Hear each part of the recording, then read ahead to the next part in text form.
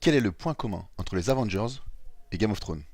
Salut YouTube, c'est Jay de la chaîne qui parle de secourisme. Et si tu regardes cette vidéo, c'est que tu aimes les histoires qui finissent bien, ou à peu près. Dans ces histoires, les personnages principaux réalisent des actes héroïques, et consciemment ou non, tu aimerais faire pareil. Après, tu sais que ce n'est que de la fiction. Pourtant, il arrive que des gestes de secours y soient réalisés. Face à un incident, tu pourrais te dire, pour me rendre utile, je vais mettre en place les techniques de secours que j'ai vues dans telle série. Mais rappelle-toi une chose, l'objectif des médias est de garder l'attention des lecteurs, spectateurs et auditeurs le plus longtemps possible pour les rendre passionnés et en tirer profit. Alors, il faut en donner pour son argent aux spectateurs. Il faut que ça envoie du lourd, créer des situations avec une tension palpable, que ça explose, et bien sûr, des cliffhangers de folie. N'as-tu jamais vu cette réanimation dans les films? Ça va vite, c'est impressionnant, ça crie, mais au final, ce n'est pas ce qui se fait dans la réalité. Oui, ce que tu vois, c'est n'importe quoi. Pourquoi?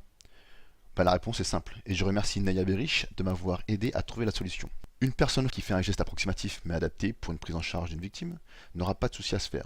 Si par contre un mauvais geste est réalisé, qui plus est, qui aggraverait l'état de la victime, la personne responsable du geste pourrait avoir des ennuis avec la justice. Comme il existe des experts judiciaires dans tous les domaines, il en existe aussi dans le secourisme. Christophe, petite dédicace. Donc, dans un tribunal, il sera difficile pour l'accusé de justifier devant un expert judiciaire l'utilisation de gestes vus dans n'importe quel média. D'ailleurs, ce n'est pas dans l'intérêt des médias d'être accusé d'avoir enseigné des erreurs aux personnes qui les regardent.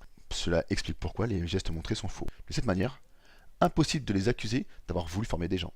Mais console-toi, si tu veux être un héros, ou plus simplement savoir agir en situation d'urgence, forme-toi. Si des techniques dans les films t'ont choqué ou fait rigoler, dis-le moi dans les commentaires. Si t'es déjà abonné, merci. Si c'est pas le cas, abonne-toi pour recevoir les prochaines vidéos, ça fera plaisir. Sur ce, sois efficace et à la semaine prochaine. Finex!